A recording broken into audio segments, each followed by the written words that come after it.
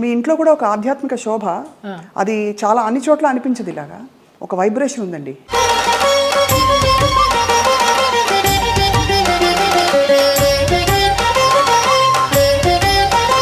ఇంట్లోకి రాగానే ఒక దేవాలయంలోకి వచ్చిన అనుభూతి అనేసి అంటారు. మీకు నచ్చినట్టు బతికారు దాదాపుగా. కరెక్టా? అవును. సీతమ్మ ఎవరి మాట వినదని, పోగొట్టుకున్నా సంపాదించిన ఎన్ని ఒడిదుడుకులు అయినా కూడా నేను ఎవరిని బ్లేమ్ చేసేందుకు లేదు. మీ రక్షణ మీరు ఎలా చేసుకున్నారు? అండ్ మగ ప్రపంచం వచ్చి మిమ్మల్ని పలకరించలేదు, ట్రై చేయలేదంటే ఎవరు నమ్మరు. కాపాడుకున్నాను అంటే కాపాడుకోలేదనే చెప్పాలి. తలుపులు కొట్టేవారు. ఒక ఆర్టిస్ట్ అయితే నువ్వు తలుపు తీస్తావా లేకపోతే నేను ఇక్కడ ఊరేసుకొని చచ్చిపోనా అని అడిగాడు. పెద్ద ఆర్టిస్టా? పెద్ద ఆర్టిస్ట్. ఒక బంధం కోరుకున్నారా మీతో, లేక కేవలం బంధం లేదు, ఏం లేదు, బాగుండేదాన్ని. ఎలా తప్పించుకున్నారు? కొన్ని తప్పించుకున్నాను, కొన్ని తప్పించుకోలేక.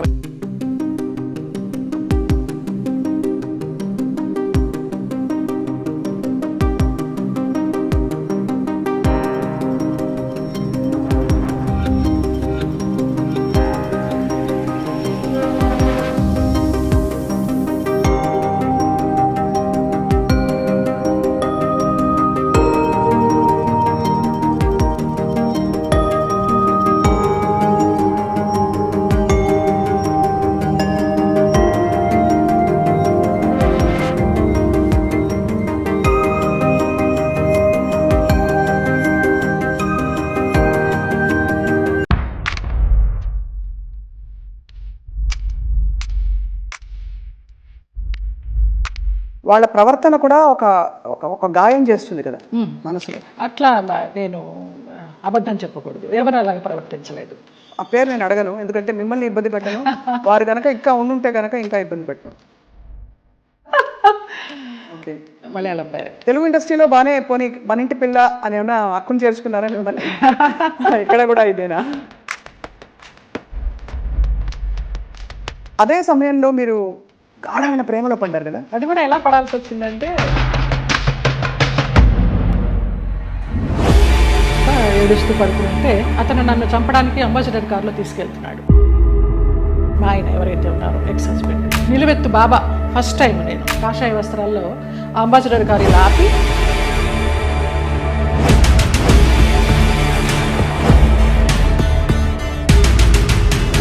ఆ మన్నాడు పరుచూరు గోపాలకృష్ణ గారు, చలపతిరావు గారు వీళ్ళంతా మన విరుగంపాకం పోలీస్ స్టేషన్కి ఫోన్ చేసి ఇలాగ మా అమ్మాయి అప్పుడు యాక్సిడెంట్ అయ్యి పడిపోతే ఈ నడుము దగ్గర నుంచి చచ్చి పడిపోయింది. అంటే నాకు మళ్ళీ అతను లైన్లోకి వస్తే నేను నెలకి మెడిసిన్స్కి 5,000 రూపాయలు పంపించేదాన్ని. మీరు చెప్పే ఈ సంఘటనలు ఊహించుకుంటే కూడా, అంటే మీరు శరత్ బాబు గారు ఉన్నా కూడా చెప్పేదాన్నేమో, లేరు కాబట్టి ఇంకా ఫ్రాంక్గా చెప్తాను.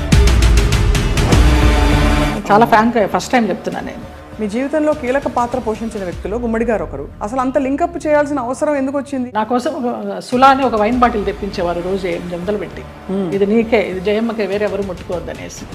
ఒక 4-5 సంవత్సరాలు జర్నీ చేశాము. ఇప్పుడు అటు నుంచి వెళితే నాకు ఆ ఇల్లు చూస్తే మాత్రం ఏడుపు వస్తుంది. అక్కినేని నాగేశ్వరరావు గారు అన్నారు, ఆయన పోయిన తర్వాత అక్కడ నుంచుని ఉంటే పిల్లలందరినీ పలకరిస్తూ నా భుజం తట్టి,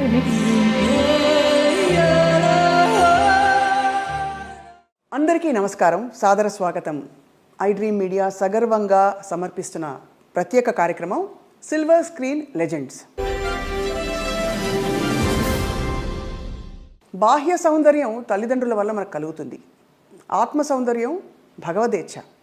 అలాగే మనసుని చాలా అందంగా ఉంచుకోవాలంటే అది ఖచ్చితంగా స్వయంకృతాపరాధం. అంటే మనసు అందంగా ఉంచాలంటే బోల్డంత సంస్కారం అవన్నీ కావాలి.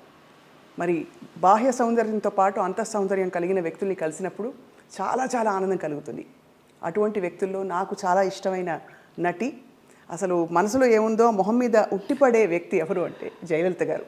పేరులో చాలా పవర్ ఉంది కానీ లోపల మాత్రం సున్నితత్వం. 40 ఏళ్లుగా ఎన్నో పాత్రలు వేస్తూ బోరు కొట్టని బోరింగ్ పాప, జానాబెత్తల జానమ్మ ఇలాంటి అద్భుతమైన క్యారెక్టర్స్తో మనందరినీ రంజింపచేశారు. కానీ మనసులో ఎప్పుడు ఏ కష్టం వచ్చినా ఇలా దాచుకున్నారు. నాట్య కళాకారిణిగా, నటిగా, అసలు జీవితాన్ని శోధిస్తున్న ఒక వ్యక్తిగా వారి ప్రయాణం గురించి వాళ్ళు తెలుసుకుందాం అద్భుతమైన ఈ కార్యక్రమంలో. నమస్కారం జయలలిత గారు. నమస్కారం స్వప్న. చాలా చాలా మనసుకు తృప్తిగా ఉంది. పరిచయం ఎంత అద్భుతంగా ఉందో, చాలా బాగా చేశారు.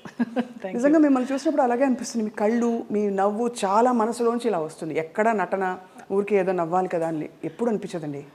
ఇందాక మీరు అన్నారు కదా ఈశ్వరేచ్ఛ అని, అది అంతే, అదే నమ్ముతాను. మీ ఇంట్లో కూడా ఒక ఆధ్యాత్మిక శోభ, అది చాలా అన్ని చోట్ల అనిపించదు. ఇలాగా ఒక వైబ్రేషన్ ఉందండి అంటారమ్మా చాలా మంది. ఇంటికి వచ్చిన వాళ్ళు ఇంట్లోకి రాగానే ప్రశాంతత ఉంది, బయట చూస్తే ఏంటి ఇలాంటి ఫ్లాట్లో ఉంటుంది జయలలిత అనుకుంటాము, ఇంట్లోకి రాగానే ఒక దేవాలయంలోకి వచ్చిన అనుభూతి అనేసి అంటారు, అందరు అంటారు. ఆ నిశ్శబ్దం అసలు ధ్యానంలోకి వెళ్ళిపోవాలని అనిపించింది రాగానే. మీరు ఆధ్యాత్మికంగా కూడా ప్రయాణించారు కదా, అంటే ఇప్పుడు ప్రయాణిస్తున్నాను కూడా. అదే ఎందుకో మనసుకి హాయినిస్తోంది. ఇంకా ఈ ఆర్భాటాలు, ఈ అలంకారాలు, అలాంటి వాటన్నిటికీ దూరం అయ్యాననే చెప్పాలి. ఇంకా కొంచెం ఉంటుందేమో, దాన్ని కూడా దూరం చేయాలి. అది జయలలిత గారు చాలా ధైర్యంగా లైఫ్ని మీరు కొనసాగించారు. మీకు నచ్చినట్టు బతికారు దాదాపుగా. కరెక్టా? అవును, నిజమా? సీతమ్మ ఎవరి మాట వినదని. సీతమ్మ ఎవరి మాట వినదు. పోగొట్టుకున్న, సంపాదించిన ఎన్ని ఒడిదుడుకులు అయినా కూడా స్వయంకృతాపరాధం మీరు అన్నట్టు. నాకు నేను ఎవరిని బ్లేమ్ చేసేందుకు లేదు.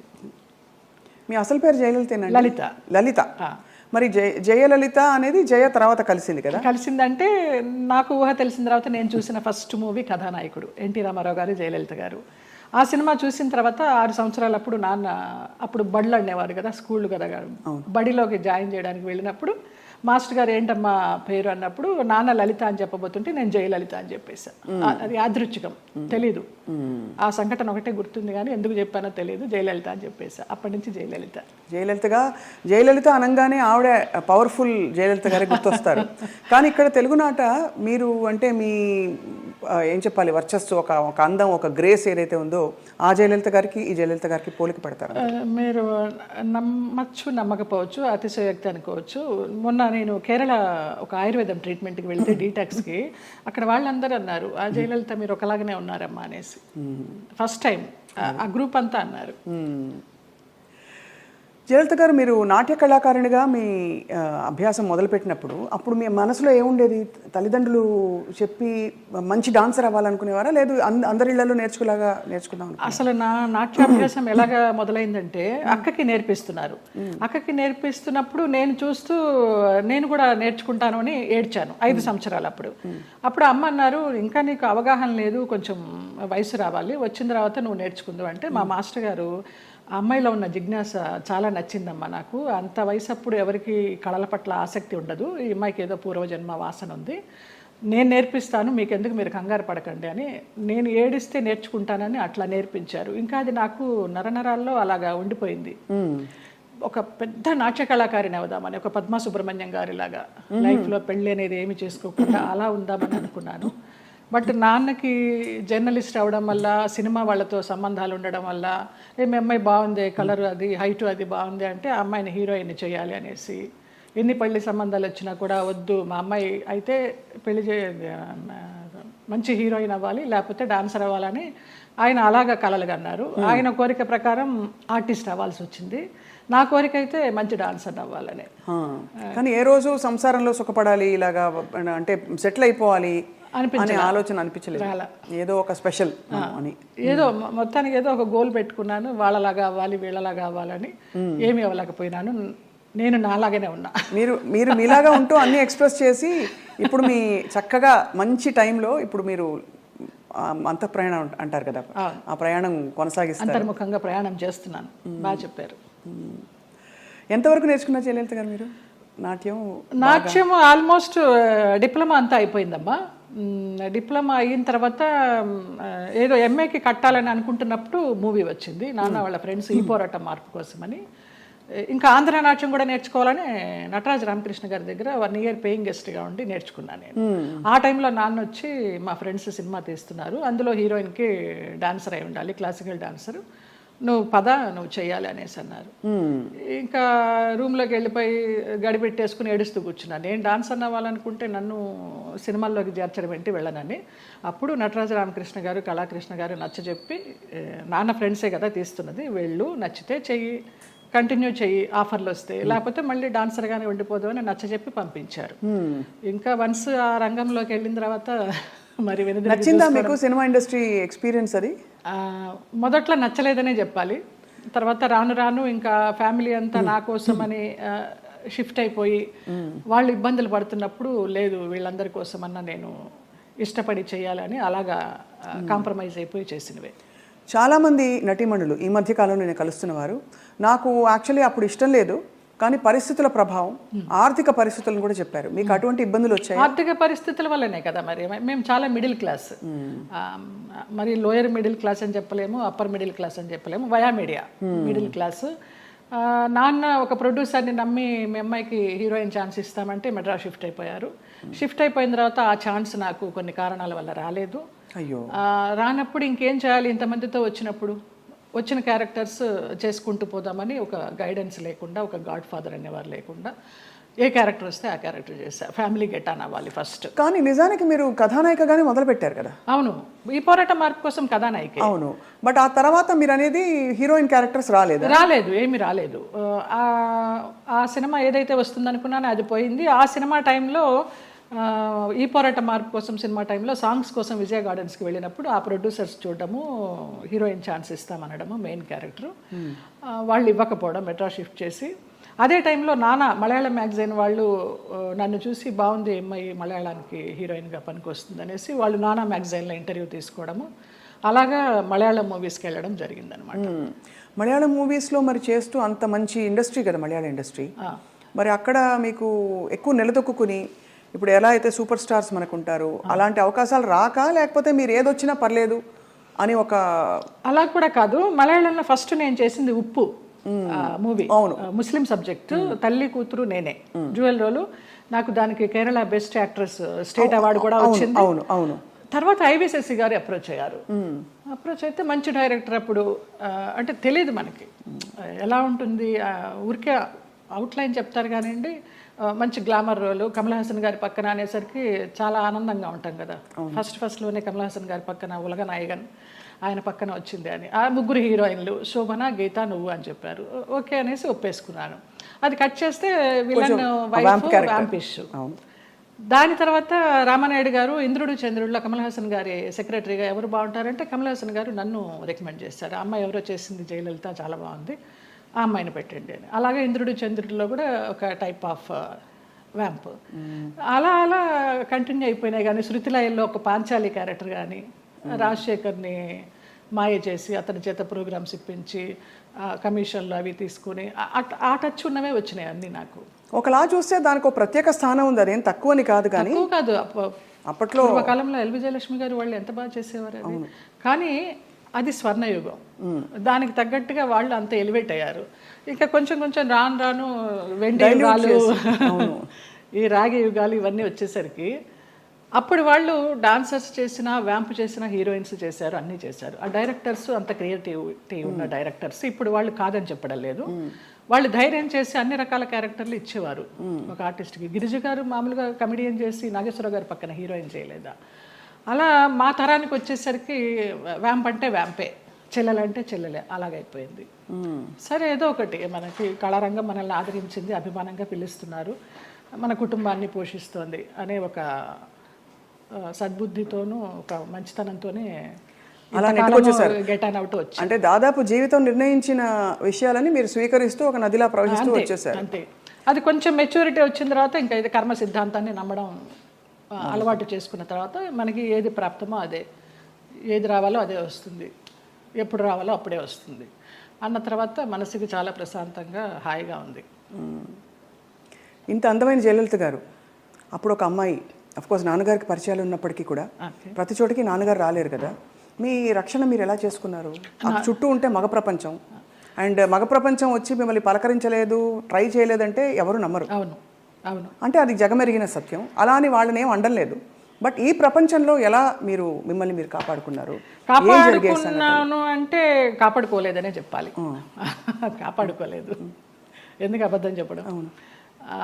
పరిస్థితులకు అనుగుణంగా వెళ్ళాను, అందువల్ల నేను పెద్ద ఇబ్బందులు ఏమీ ఎదుర్కోలేదు. కొంచెం ఫ్రెండ్లీగానే మూవ్ అవుతూ, నవ్వేస్తూ. అది వరకు ల్యాండ్లైన్లు ఉండేవి, ఫోన్లు, ల్యాండ్లైన్ తీసి పక్కన పెట్టేసేవాళ్ళం. అవుట్డోర్ వెళ్తే తలుపులు కొట్టేవారు. ఒక ఆర్టిస్ట్ అయితే నువ్వు తలుపు తీస్తావా లేకపోతే నేను ఇక్కడ ఊరేసుకొని చచ్చిపోనా అని అడిగాడు. పెద్ద ఆర్టిస్టా? పెద్ద ఆర్టిస్టే ఒక కాలంలో. అంటే ఎందుకు అడుగుతున్నానంటేనండి, మరి అది వాళ్ళు ఒక బంధం కోరుకున్నారా మీతో, లేక కేవలం బంధం లేదు, ఏం లేదు, బాగుండేదాన్ని, యంగ్లో ఉన్నాను, మంచి పర్సనాలిటీ, వ్యాంప్ క్యారెక్టర్లు వేస్తున్నాను, కూడా అదే అయి ఉండొచ్చు అనే ఒక అపోహ. ఎలా తప్పించుకున్నారు? కొన్ని తప్పించుకున్నాను, కొన్ని తప్పించుకోలేకపోయినాను. తప్పలేదు. అంటే మీరు నిర్ణయం తీసుకుని ఎవరైనా ఒక నిర్ణయం తీసుకుని ఇలా ఉంటే అది వాళ్ళ ఇష్టం, అది కానీ అయిష్టంగా బలవంతంగా గనక ఏ పరిస్థితిలోకి వెళ్ళినా కూడా అది బడి కావచ్చు, ఇంకోటి కావచ్చు, ఇటువంటి ఒక చాలా కష్టం కదండి. ఒకసారి అలాగే ఒక డైరెక్టర్ని రిజెక్ట్ చేశాను అనేసి అతను ఆ క్యారెక్టర్ కట్ చేసి పంపించేశారు. పర్లేదు అనుకున్నాను. అలా కూడా జరిగిన సందర్భాలు. ఆ రోజుల్లో ఎలా ఉండేది జయలలిత గారు మీకు? అంటే మనసులో ఇలా జరుగుతోందని ముందే తెలుసా?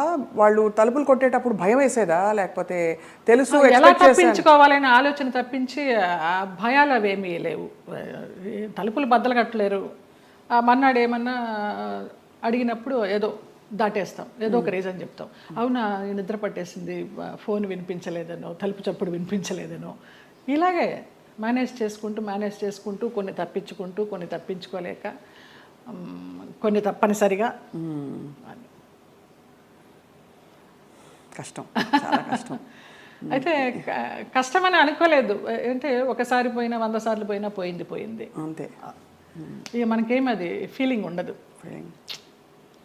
అంటే కరెక్టే లేండి మీరు అన్నట్టు. అంటే ఆ టైంకి మీరు ప్రాక్టికల్గా సమాధాన పడిపోయారు అంతే దానికి. అంతే. ఒకటే ఏమో, నా వాళ్ళు బాగుండాలి. ఎలాగో వచ్చాను, నేను చెడిపోతే చెడిపోయాను, నా వాళ్ళు బాగుండాలి, అంతే. ఆ మంచి మనసుతోనే వచ్చాను కాబట్టి ఇప్పటికీ నన్ను భగవంతుడు ఈ రకంగా చూస్తున్నాడు 40 years ఇండస్ట్రీలో అని ఒక నమ్మకం. ఇప్పుడు అందరూ బాగున్నారు. చాలా సున్నితమైన ఒక ప్రశ్న అండి ఇది, అడగచ్చు అడగకూడదు, కానీ ఈ సోకాల్డ్ ప్రముఖులు వాళ్ళు వీళ్ళు మిమ్మల్ని ఇలాగా ఇబ్బంది పెట్టి, సరే వాటెవర్ ట్రై చేసి అది బలవంతంగా మీరు తలొగ్గినప్పుడు గౌరవం ఉంటుందా, లేకపోతే కేవలం జస్ట్ వాళ్ళ వాళ్ళ వాళ్ళ ఇంకా పైశాచికత్వం? కానీ పైశాచికత్వం ఏమీ ఉండదు, గౌరవం ఉండదమ్మా. Just matter of fact, need అంతే. రెండు ఉండవు, అది మరీ పీక్ ఉండదు. కానీ అంటే ఎందుకు అడుగుతున్నానంటేనండి, ఆ టైంలో వాళ్ళ ప్రవర్తన కూడా ఒక గాయం చేస్తుంది కదా మనసులో. అట్లా నేను అబద్ధం చెప్పకూడదు, ఎవరు అలాగ ప్రవర్తించలేదు. పైశాచికము లేదు, ప్రేమ లేదు. ప్రేమ అసలు ఉండదు. ఒప్పుకొని వెళ్ళాము, అంతవరకు. వాళ్ళ నీడ్ అయిపోయింది, వచ్చాము. తర్వాత ఎలా ఉండేవారు వీళ్ళందరూ? బాగానే ఉండేది మామూలుగా. షార్ట్ అంటే షార్టే, అంతే అంతే. సో అది అలాగా ఒక ప్రొఫెషనల్ సిస్టంలో దాదాపు ప్రతి హీరోయిన్కి, ప్రతి అందమైన నటికి ఇది సర్వసాధారణమైపోయిన పరిస్థితులు వచ్చాయి అనే ఒక బాధతో తప్ప మరీ మిమ్మల్ని ప్రోబ్ చేసి ఇబ్బంది పెట్టాలని కాదు జయలలిత గారు. అయ్యో లేదమ్మా.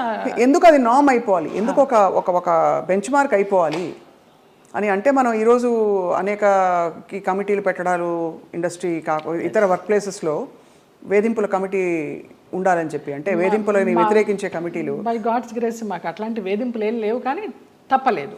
అంటే అది కరెక్టే. అంటే వేధింపులు లేకపోయినా ఒక పాయింట్లో మీరు ఎస్ చెప్పకపోతే మీకు అవకాశాలు తగ్గిస్తాం అన్నది ఒక వేధింపే కదా. అవును అవును. అంటే మీకు టాలెంట్ ఉండి కూడా చెప్పాను కదా, ఒక డైరెక్టర్ పంపించేశారు సుగం క్యారెక్టర్ అయిన తర్వాత అనేసి. ఆ పేరు నేను అడగను, ఎందుకంటే మిమ్మల్ని ఇబ్బంది పెట్టను.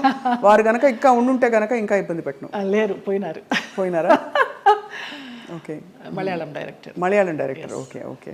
తెలుగు ఇండస్ట్రీలో బాగానే పోనీ మన ఇంటి పిల్ల అని ఏమన్నా అక్కును చేర్చుకున్నారా మిమ్మల్ని? ఇక్కడ కూడా ఇదేనా? అక్కున చేర్చుకోలేదు, చీకొట్టలేదు. రైట్. అదే సమయంలో మీరు గాఢమైన ప్రేమలో పడ్డారు కదా? అవునమ్మా. మలయాళం డైరెక్టర్.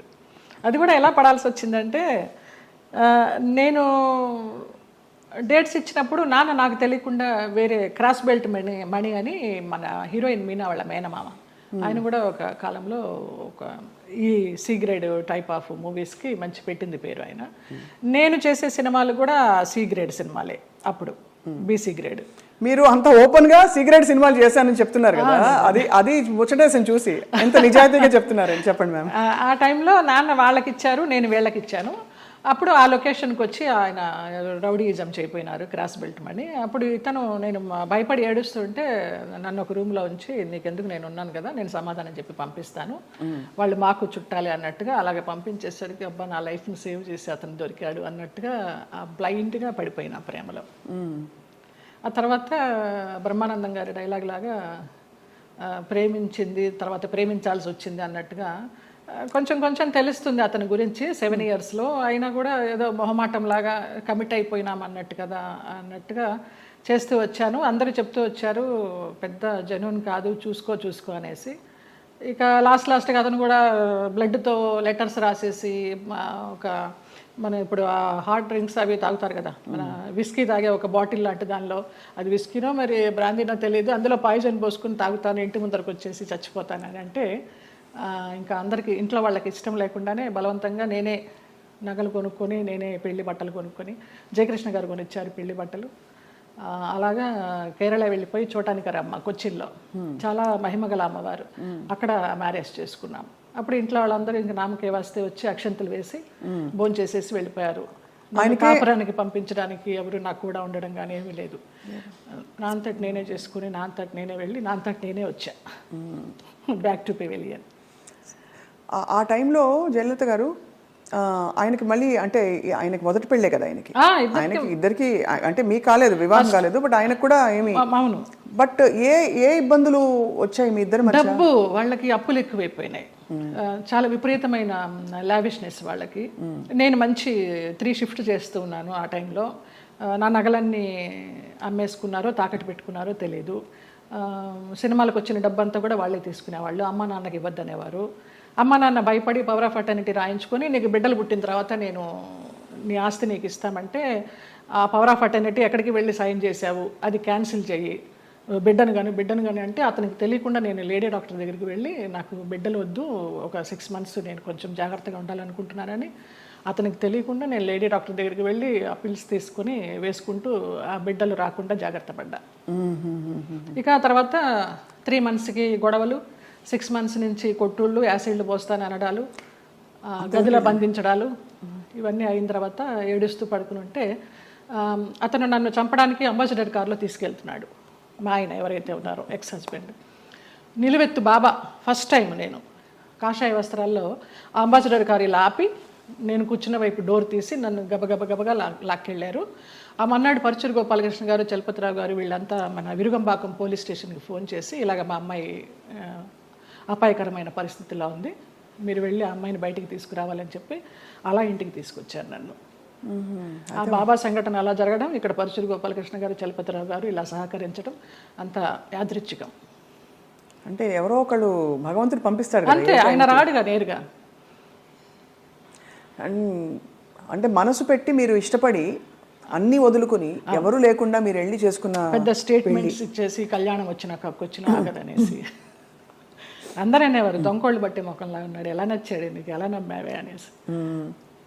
అంటే మీకు ఆ టైంలో మీరు గాయపడిన మీకు అదే ఆయనే రక్షణ ఇచ్చాడు. ఎందుకంటే అంత ముందు అందరూ వచ్చిన వాళ్ళందరూ మీతో మిస్బిహేవ్ చేసిన వాళ్ళు, మీకు ఇబ్బంది పెట్టి మిమ్మల్ని ఏదో ఒకటి రాబట్టారు. సో ఇతను ఏదో ఇస్తారనుకుని మీరు తప్పలేదండి. అంటే నమ్మకపోతే జీవితం ఎందుకండి? ఇంపార్టెంట్ విషయం, మీరు నమ్మి దెబ్బ తగిలినా కూడా ఆ గాయం ఎక్కువ ఇది కాకుండా భగవంతుడు వచ్చి మిమ్మల్ని కాపాడు. నిజంగా తర్వాత అతను రమ్యకృష్ణతో నీలాంబరి సినిమా చేశాడు కన్నడలో. ఇంకేదో మూవీ చేస్తున్నప్పుడు యాక్సిడెంట్ అయ్యి పడిపోతే ఈ నడుము దగ్గర నుంచి చచ్చిపడిపోతే నాకు మళ్ళీ అతను లైన్లోకి వస్తే నేను నెలకి మెడిసిన్స్కి 5,000 రూపాయలు పంపించేదాన్ని అతనికి. జాలి అవసరమా ఏమో తెలీదు, ఇంకా రుణానుబంధం ఉందనుకుంటా అనేసి. చాలా సంవత్సరాలకి అది. ఒక పాప పుట్టింది అతనికి, వేరే పెళ్లి చేసుకుని. ఆ పాపకి ఇప్పుడు లేదు, నేను చాలా ఒక 4-5 years అయిపోయింది టచ్ లేకుండా. 13 సంవత్సరాలు ఎప్పుడో దాని పుట్టినరోజు అని అది ఇది అంటే ఇక్కడి నుంచి ఏమైనా పంపించేదాన్ని. ఆ పిల్ల అడిగేదంట, ఎవరు పంపించారు నాన్న అని. బాబా పంపించారమ్మా అనేవాడంట. బాబాగారు భక్తులా మీరు మొదటి నుంచి? నాకు రమాప్రభమ్మ పరిచయం చేసింది బాబా గారిని ధవళేశ్వరంలో, నల్లబాబా. స్వతంత్ర భారతం అని మన నారాయణమూర్తి గారి సినిమాకి వెళ్ళినప్పుడు ఎందుకో గ్యాప్ వచ్చింది, నీకు ఒక బాబాని చూపిస్తారా అనేసి తీసుకెళ్ళారు ధవళేశ్వరం. అప్పుడు చూడడమే, ఆవిడే పరిచయం చేసింది. తర్వాత ఈ పెళ్ళి విడిపోతాను అన్నప్పుడు ఈ ఇన్సిడెంట్. తర్వాత ఇంటికి వచ్చి వారం రోజులు తర్వాత పడుకుని ఏడుస్తుంటే ఏంటి ఇలాగైపోయింది, బాగుంటాను అనుకున్నాను పెళ్లి చేసుకుని అని ఏడుస్తున్నప్పుడు ధవళ వస్త్రాల్లో నేను ఇలా పడుకుని ఏడుస్తుంటే నా పక్కన కూర్చుని ఆయన ఈ మడికాలు వేసుకొని ఇలాగా చేయి పెడితే నాకు కరెంట్ షాక్ కొట్టినట్టు అయిపోయింది. ఏం పర్లేదు నేను ఉన్నాను ఏడవకనేసి. ఆ 2 సార్లే కనిపించారు. తర్వాత 4 హారతులు చేసేదాన్ని ఇంట్లో, ఇంకెప్పుడు కనిపించలేదు నాకు ఆయన. కానీ మీరు చెప్పే ఈ సంఘటనలు ఊహించుకుంటే కూడా అంటే ఇంకా ఏమనాలో మాటలు రావట్లేదు. బాబా గారు వచ్చి పక్కన కూర్చుని ఆ అనుభూతి మీకు కలగడం, నేను చాలా ఫీల్ అయినా మా స్పర్శ ఒక ఏంటో అంటారు కదా 1000 ఓట్ల కరెంట్ షాక్ కొట్టినట్టు అనేసి, అలా ఒక ఆరాలాగా వచ్చేసింది 2 సార్లు. బాబా గారి కోసం ఒక పాట పాడరా, ఒక 2 లైన్లు. ఇక్కడే ఉన్నారు బాబా గారు అనిపించే అంత అద్భుతంగా చెప్పారు మీరు.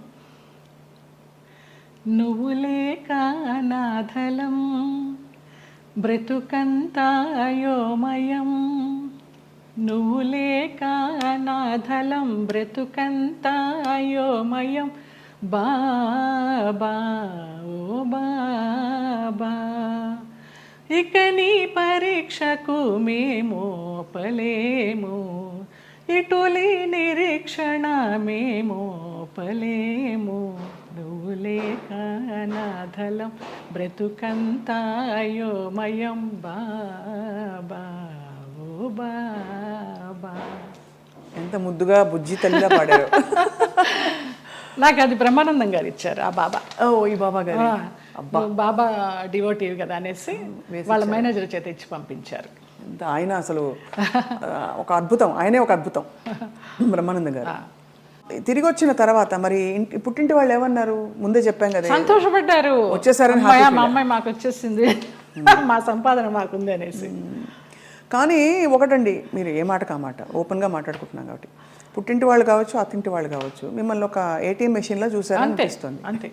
దానికోసం మీరు నలిగిపోయి, మీరు లోపల ఇదైపోయి వెళ్ళి, అప్పుడు నలగడాలు కూడా మనకి తెలియదు, అంత జ్ఞానం కూడా లేదు కాబట్టి మీకు సంతోషం. అంటే ఇగ్నోరెన్స్ ఇస్ బ్లిస్ అంటారు ఇంగ్లీష్లో. అదే ఏమో, నేను తెలుగు మీడియం, ఇంగ్లీష్ కూడా పెద్దగా రాదు, బిఏ తెలుగు మీడియం.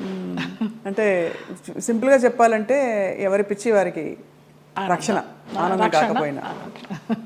మీకు తెలియనితనమే మీకు మళ్ళీ కాపాడింది. ఆ తర్వాత మళ్ళీ ఇప్పుడు సినిమాలు వరుసగా పరచూరు గోపాలకృష్ణ గారు, ఎంత చలపతిరావు గారు మీకు చేసిన, వాళ్ళే నిలబెట్టారమ్మ. తర్వాత రామానాయుడు గారు వాళ్ళంతా వాళ్ళే నిలబెట్టారు. కాకపోతే అప్పుడు ఉన్నంత డిమాండ్ లేకుండా ఉండే. ఒకసారి పెళ్లి చేసేసుకుని వెళ్ళిపోయి మళ్ళీ వచ్చి నా క్యారెక్టర్లన్నీ అప్పుడు సనా చేసేది ఆ గ్యాప్లో. ఆ తర్వాత అలా వస్తూ వచ్చినాయి, కానీ ముందరంత ఆ 90sలో ఉన్నంత డిమాండ్ లేదు. అంటే ఇది మరీ ఎక్కువ మొన్ననే, అంటే ఒక 20-25 ఏళ్ళ అంటే 92 సెప్టెంబర్ 3 మ్యారేజ్ చేసుకున్నాను. 93 సెప్టెంబర్ 3 1 ఇయర్ మ్యారేజ్ డే రాకుండానే విడిపోయాం మ్యూచువల్ అండర్స్టాండ్ మీద. తర్వాత ఏమి ఇబ్బంది పెట్టలేదా మిమ్మల్ని? ఏం లేదమ్మా అసలు. ఇంకేముంది, అన్ని తీసేసుకున్నారు కదా, ఇంకేముంది ఇబ్బంది పెట్టడానికి. డబ్బులు తీసేసుకున్నారండి? తీసుకున్నారు, చాలా చాలా ఖర్చు. అప్పుల వాళ్ళు వచ్చేవాళ్ళు, ఈయనేమో చనిపోతానని వెళ్ళేవాడు, అమ్మ భర్త సుమంగళితనం పోతుంది ఎలాగా అనేసి చెక్ మీద సంతకం చేసి ఇచ్చేస్తూ ఉండేదాన్ని. ఎంత కోల్పోయారు జయలలిత గారు? పోయింటాయమ్మా, ఒక 50 సావరెన్స్ గోల్డ్ లాగా పోయి ఉంటుంది, ఒక 25 lakhs క్యాష్ పోయి ఉంటుంది. సో దాదాపు ఆ రోజుల్లో చాలా ఎక్కువ కదా అది. 90sలో 2-3 కోట్లు అనుకోండి ఈ రోజులు ఈజీగా. ఆ లెక్క కూడా తెలియదు మనకి. అంటే కానీ అదే బాధ చాలా. మీరు మీకోసం ఇష్టంగా ఎప్పుడైనా ఏదైనా కొనుక్కున్నారా? ఒక ఇల్లు, ఒక కారు, ఒక నగలు? అట్లా నగలు ఇష్టం. నేను కొనుక్కున్నప్పుడల్లా అమ్మ అడిగేది నాకు కూడా ఆ నగ కావాలి అనేసి. నేను ఏదైనా చీర కొనుక్కుంటే నాకు ఆ చీర కావాలని అడిగేది. ఒకప్పుడు నగలు చీరలు ఇష్టము. ఈ కార్లు ఇళ్ళు అంటారా నాకు తెలియదు. ప్రాపర్టీలు చేర్చుకోవడము, కొంచెం డబ్బు ఉంటే దాచుకోవడము, ఏదైనా కొనడము, అది పెరుగుతుంది అనుకోవడము, ఆ బిజినెస్ మైండ్ లేదు. అదే ఉంటే కనుక మరి ఇంత మీరు అన్ని పోగొట్టుకుంటారా చెప్పండి. అందరూ అనేవారు ఏదైనా స్థలం కొని పడేయమ్మా అని, వినేదాన్ని కాదు. అదే ఇల్లు, పెళ్ళి, పిల్లలు అన్ని ప్రాప్తంలో ఉండాలంటారు, అవి లేవు. చాలా దారుణం అండి. మీకు മലയാളം അറിയുമോ? അറിയും, നന്നായിട്ട് അറിയും. നന്നായിട്ട് 25 പടം അഭിനയിച്ചിട്ടുണ്ട് మలయాళത്തിൽ. అంతే కదా. అంత పెళ్లి చేసుకున్నవాడు మలయాళి. అవును, తిట్టేదాన్ని మలయాళంలో. అవునా? పట్టి నాకు అదొకటి తెలుసు, పట్టి పట్టి కళూరుండ మోనే గాడిద. మలయాళ వంటలు కూడా వచ్చా జయలలిత గారు మీకు? అసలు నాకు మన తెలుగు వంటే రాదు, స్టవ్ అంటించడమే రాదు. ఓలన్ ఓలన్ ఓలన్ అంటే కాలన్ కాలన్ പച്ചടി കിച്ചടി എരിശ്ശേരി ഒന്നും അറിഞ്ഞൂടാ. അറിഞ്ഞൂടാ? ഒന്നും അറിഞ്ഞൂടാ. కాఫీ టీ పోలే അറിഞ്ഞൂടാ. ఇప్పుడు అసలు మీకు వంట రాదా? అసలు స్టవ్ అంటించడం రాదు తల్లి. ఎంత ముద్దుగా చెప్పారండి. ఎలా మరి మరి ఎవరు చేసి పెడతారు? మా మేనమామ కొడుకు వాడు, నలభీమ పాకం వాడే అండి. మార్నింగ్ అక్కడ సోఫాలో కూర్చున్నానంటే నైట్ డిన్నర్ వరకు అన్నీ అక్కడికే వస్తాయి. అవ్వా, క్వీన్ అనమాట అంతే. పోతే పోనీ లేదు, దునియా గోలీ మారు దునియాకు అంతే. ఒక సన్యాసి జీవితం, ఒక మహారాణి జీవితం అన్నీ. అయితే అప్పుడు మళ్ళీ మీరు పుంజుకుని తిరిగి వచ్చాక ఎవరు చెప్పేవారు మీకు మంచి చెడు ఇంత గాయం అయి తిరిగి వచ్చారు, రెమ్యూనరేషన్ ఎంత అడగాలి, రోల్ ఒప్పుకోవాలా వద్దా, రోల్ కట్ చేసేస్తే అడగాలా వద్దా, మీకు ఇవ్వవలసిన సౌకర్యాలు సెట్లో మీకు ఏదో ఇలాంటివి ఇస్తున్నారు, ఫ్లైట్ ఇస్తానని ఇవ్వలేదు, ట్రైన్ ఇచ్చారు, ఈ అడ్జస్ట్ అవ్వాలా లేదా, ఈ మంచి చెడులు ఎలా తెలిసేది మీకు? తెలీదమ్మా. ఇప్పుడు నేను చెప్తున్నాను కదా, ఒక మోస్తరు సినిమా అయితే వాళ్ళు ఏదో చెప్పేవారు, ఇన్ని రోజుల క్యారెక్టర్ అమ్మా అని. నేను ఒక రెమ్యునరేషన్ అడిగేదాన్ని, అది కాదమ్మా కొంచెం తగ్గించండి అనేవారు. సరే, కానీ రెమ్యునరేషన్ ₹1 తక్కువైనా పర్వాలేదు, కానీ మర్యాద తక్కువైతే మాత్రం నేను భరించలేను. టైంకి అన్నం పెట్టాలి. నేను బ్రాహ్మణ అమ్మాయిని, ప్యూర్ వెజిటేరియన్. మీరు పెరుగన్నం పెట్టినా చాలు, టైంకి పెట్టాలి. ఎప్పుడో 2 గంటలకి 3 గంటలకి బ్రేక్ ఇస్తానంటే నా వల్ల కాదు. ఒక 2 కొబ్బరి బొండాలు ఇవ్వాలి, ఒక 4 వాటర్ బాటిల్స్ ఇవ్వాలి, మంచి హోటల్ రూము, అవుట్డోర్ అయితే. ఇక్కడైతే నేనే ఇంట్లోనే ఉండి వెళ్తాను. ఇంతే తప్పించి పెద్ద హైలీ డిమాండ్స్ ఏమీ ఉండేవి కాదు నాకు. అమ్మ ఫ్లైట్ దొరకలేదు, ట్రైన్ అన్నారనుకోండి, ఆ చెలో పదండి. కానీ చాలా మంది మేనేజర్లు టికెట్ కన్ఫర్మేషన్ లేకుండా ఎక్కించేసేవాళ్ళు మమ్మల్ని. అయిపోయిందమ్మా అయిపోయింది అనేసి. తర్వాత మేము ఎన్ని ఇబ్బంది పడిన సందర్భాలు ఉన్నాయో టీసీ దగ్గర. పాపం వాళ్ళు మాకు అప్పుడు ఫేస్ వాల్యూ ఉంది కాబట్టి ఏదో సీట్ ఇచ్చో, లేకపోతే ఇంకొక ఊర్లో బర్త్ ఖాళీ అవుతుందమ్మా అని అలా ఇచ్చో, అలాంటి ఇబ్బందులు పడ్డాం. అష్ట కష్టాలు పడ్డారు అయితే. ఇవన్నీ అంటే పార్ట్ ఆఫ్ ద గేమ్.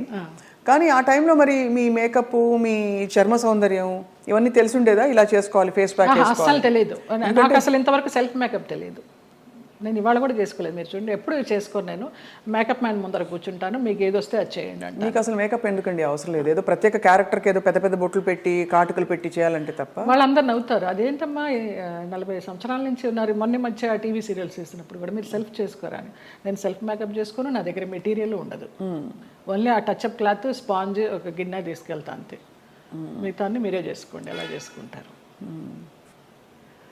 మరి ఆ టైంలోనే కదా మీకు వచ్చిన బోరు కొట్టని, బోరింగ్ పాప, ఇవన్నీ ఎప్పుడు వచ్చాయి? ఏ టైంలో వచ్చాయి? లారీ డ్రైవర్ బాలయ్య బాబుతో చేసినప్పుడు జస్ట్ ఒక సీన్, ఒక సాంగ్, ఒక ఇమాజినేషన్ సాంగ్, డ్రీమ్ సాంగ్, దాంతో బోరింగ్ పాప అని వచ్చేసింది. జనాల్లోకి బాగా వెళ్ళిపోయింది ఆ క్యారెక్టర్. అవును, చిన్న క్యారెక్టర్ అయినా కూడా. అలాగే ఏప్రిల్ 1 విడుదల భాగ్యం క్యారెక్టర్ కూడా అలాగే వెళ్ళింది. వంశీ గారి సినిమాలు అసలు ఓ రేంజ్. అవును. ఏ డైరెక్టర్తో మీరు వర్క్ చేసినప్పుడు మీకు హాయిగా అనిపించేది, అంటే ఇది కదా నాకు ఇష్టమైన వాతావరణం అని? చాలా మోస్ట్లీ ఈవీవి సత్యనారాయణ గారు అలాగే ఉండేదమ్మా, జంజాల గారు అలాగే ఉండేవారు, వంశీ గారు అలాగే ఉండేవారు, మోహన్ గాంధీ గారు అలాగే ఉండేవారు, కోదండరామరెడ్డి గారు అలాగే ఉండేవారు. చాలా ప్లెజెంట్గా. మన శరత్ గారు వంశోద్ధారకుడు, వంశానికి ఒకడు, అవన్నీ చేసి సాయంత్రం 6 అయిందంటే నేను, వైవిజయ, అన్నపూర్ణమ, శ్రీలక్ష్మి, మేమంతా ఒక బ్యాచ్ ఉండేవాళ్ళం సినిమాల్లో. ఒక టైంలో అందరం ఉండేవాళ్ళం, అన్ని క్యారెక్టర్స్ ఉండేవి. ప్యాకప్ ఎప్పుడు అంటే ఆ శరత్ గారు విసుకొని దుబ్బేయండి అనేవారు. రేపు చేసుకుంటాలి, మీ క్లోజులు వెళ్ళిపోండి అనేసి. అలాగా రాఘవేంద్రరావు గారి దగ్గర, అందరి దగ్గర ఒక్కొక్క డైరెక్టర్ ఒక్కొక్క గురువు అంతే. ఎవరి దగ్గర ఏం నేర్చుకోవాలి, ఒక డిసిప్లినా, ఒక సిస్టమేటిక్గా, ఒక యాక్టింగ్గా. బాపు గారిని సార్ ఎలా చేయమంటారు, మీరు చేయండి అమ్మా, నాకు కనుక అది సరిపోలేదు అనుకుంటే నేను చెప్తాను, నేను ఇంప్రూవ్ చేస్తాను, లేకపోతే మీరు చేసిందే చాలు నాకు అంటారు. మహానుభావుడు చెప్పారండి. విశ్వనాథ్ గారు అయితే అన్నీ చేసి చూపిస్తారు.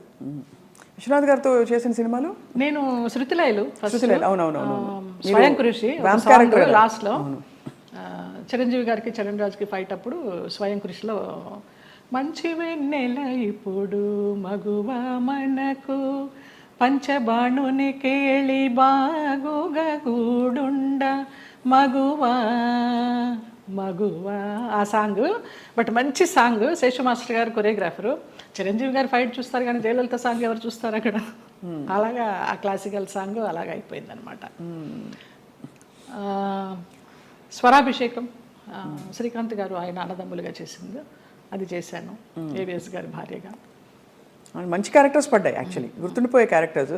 జంజాల గారిది చంటబ్బాయి, విచిత్ర ప్రేమ, పెళ్లి గోల, ఓహనా పెళ్ళంట. కానీ ఆ వ్యాంప్ క్యారెక్టర్ డాన్సులు కానీ వచ్చినప్పుడు మీకు ఇష్టం లేని బట్టలు వేసుకున్నారు ఎప్పుడు? అన్నీ పొట్టి పొట్టి బట్టలు వేసేసుకుని నుంచునే వాళ్ళము. మేకప్ మ్యాన్లు స్టాకిన్స్ ఉండేవి కదా అప్పుడు మాకు, మొత్తం గోడకి సున్నం కొట్టినట్టే కొట్టేవారు. ఇలా ఉన్నా కూడా కొంచెం ఎక్కడెక్కడ ప్యాచెస్ ఉన్నాయో, మోకాలు అవి ప్యాచెస్ ఉన్నాయని మొత్తం పెయింట్ కూడా అలా నుంచునే వాళ్ళం బొమ్మలాగా. ఏం కలిగేది కాదు, అలవాటైపోయింది. నేను ఆ డ్రెస్ వేసుకొని కూర్చున్నా కూడా మా అసిస్టెంట్ తీసుకొచ్చి టవల్ కప్పేవాడు. వచ్చి తీసిపారే, ఇది కప్పుకున్న దగ్గర నుంచి వాళ్ళకి ఆత్రం ఏముంది లోపల అని. ఇది మూసినంత వరకే కదా ఆత్రం, ఇది తెరుచుకుంటే ఏముంది తీసి పడేసేదాన్ని. మళ్ళీ షార్ట్కి తీయాలి, అప్పుడు విచిత్రంగా చూస్తూ ఉంటారు. మనకి షార్ట్ కాన్సన్ట్రేషన్ ఉండదు. ఇప్పటి నుంచి ఇలాగే కూర్చుంటా. మానవ నైజం అండ్ అందులో మీలాంటి ఒక స్త్రీ, అంటే ఇంత కష్టం చూసిన స్త్రీ ఎంత దెబ్బతిన్నా కూడా నేర్చుకోకుండా మళ్ళీ ప్రేమలో పడడం సహజం. సో మళ్ళీ అలా పడ్డారా? అంటే పడలేదా? భగవంతుడు నన్ను రక్షించాడు. కానీ ట్రై చేసి ఉంటారు కదా చాలా మంది, అంటే ప్రేమలో పడ్డానికి ఎవరు ట్రై చేయలేదమ్మా. ఉంచుకుంటామని, మళ్ళీ రెండో పెళ్లి చేసుకుంటామని. నాకు ఇంట్రెస్ట్ లేదు, నాకు భయం. ఒక పెళ్ళి చాలు, అయిపోయింది దాంతో ఎక్స్పీరియన్స్. చాలా మంది కాంప్రమైజ్ అయిపోతారు కదా, ఏదో ఒక తోడు, ఏం లేని చోట ఒక తోడు ఉంటుందని. అలా అనిపించలా. అన్నపూర్ణమ్మ వాళ్ళందరూ కూడా అనేవారు, కనీసం పెళ్లి చేసుకోకపోతే ఎవరన్నా బిడ్డనన్నా పెంచుకో, నీకు వయసు అయినప్పుడు ఆసరాగా ఉంటారని. అక్క పిల్లలు అన్న పిల్లలు అందరూ ఉన్నారు చాలు. అది కూడా అనిపించలే. నాకు ఒక బిడ్డ, నాకు ఒక సంసారం, మళ్ళీ పెళ్ళి, మళ్ళీ ప్రేమ చాలు ఒకటి. అమ్మ బాబోయ్, అవును, ఎంత గాయం అయింటుందో మీకు అర్థమవుతుంది. మీరు నేర్చుకోవడం గొప్ప విషయం. గాయం ఎంతైందో తెలియదు కానీ దాని మీదకి వెళ్ళాల, డైవర్ట్ అవ్వాల నేను. బట్ ఏదో ఒక ఏంటి లైఫ్ అనుకుంటే ఏమొచ్చేది మీకు ఆన్సర్?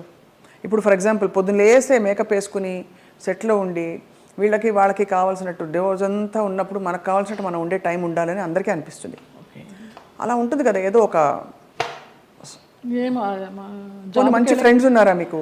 అట్లా కూడా ఎవరు లేరు. ఇప్పుడు రాగిణి, రక్ష, లతాశ్రీ వాళ్ళందరూ సోకాళ్ళు వాళ్ళందరూ ఎప్పుడైనా మీ మధ్య ఎప్పుడు ఈర్ష్యలు, కాంపిటీషన్లు ఏమీ లేవా? ఎప్పుడు లేదు, ఎప్పుడు లేదు. ఈ చీర నువ్వు తీసుకో, నువ్వు కట్టుకో, ఎలాంటి ఫ్రెండ్స్? ఎన్నో అలాంటివి ఎన్నో. నేను రాగిణికి ఎన్ని ఇస్తాను చీరల నగలు, పాపం పాడైపోయినవి కూడా అది మళ్ళీ రిపేర్ చేసుకుని, అక్క నువ్వు ఇచ్చింది చూడు ఎంత బాగుందో కట్టుకున్నానంటుంది.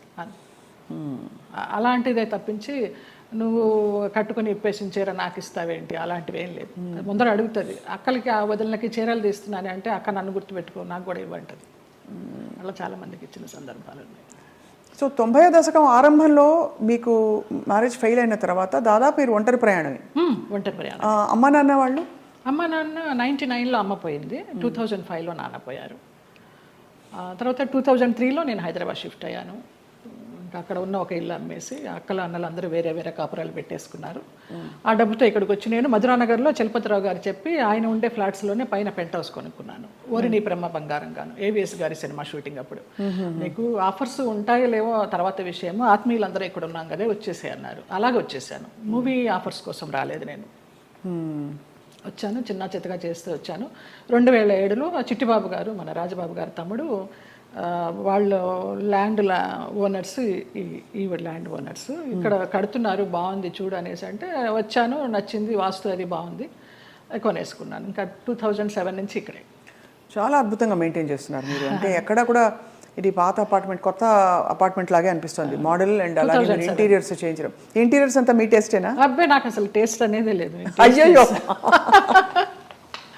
అంత గుడ్డెద్దు చేలో పడ్డట్టేనమ్మా. ఏదో చేసుకుంటాము, అందరూ వచ్చి బాగుంది అంటారు. దానికోసం టైం వెచ్చించి ఇది చేస్తే ఎలా ఉంటుంది, ఇది చేస్తే ఎలా ఉంటుంది, ఆ థాట్ లేదు, ఆ ఓపిక లేదు. సో అలా మరి జీవితం అలా నడుస్తూ మీరు వచ్చారు. మధ్యలో మీరు శరత్ బాబు గారు ఒక, అది మనసు బంధం అని చెప్పచ్చా? మనసు బంధమే. నేను బాగా అనుకున్నాను, ఆయన కొంచెం అనుకుని వదిలేశారు. ఇప్పుడు ఆయన ఉన్నా కూడా చెప్పేదాన్నేమో, లేరు కాబట్టి ఇంకా ఫ్రాంక్గా చెప్తాను. ఆయనతోనే యాత్రలన్నీ చేశాను, మహానుభావుడు, దేవుడు నాకు ఒక గైడ్ని పంపించాడు అనుకున్నాను. లేకపోతే నేను అన్ని యాత్రలు మంచి చేసేదాన్ని వ్యక్తి కాదు. అండి, చాలా చాలా మంచి వ్యక్తి, అందులో ఏమీ సందేహం లేదు. ఒకరి రూపాయి తినరు, ఒకరికి పెట్టరు. ఆయన ఫ్యామిలీ వరకు ఆయన చూసుకుంటారు కానివ్వండి, అది లేదు, ఆ గుణం లేదు.